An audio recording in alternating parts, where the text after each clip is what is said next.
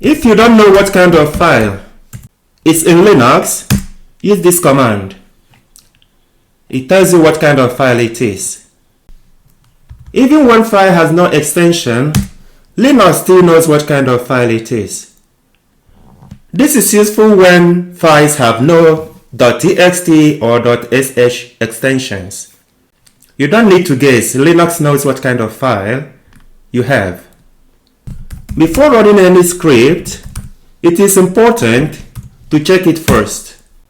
This helps you to avoid running the wrong or unsafe files. You can also check multiple files at once. This makes life a bit easier. Next, I'll show you how to actually control file access using change mode. That will be in the next video. May I ask you to please subscribe to my channel, to like and to share. Thank you.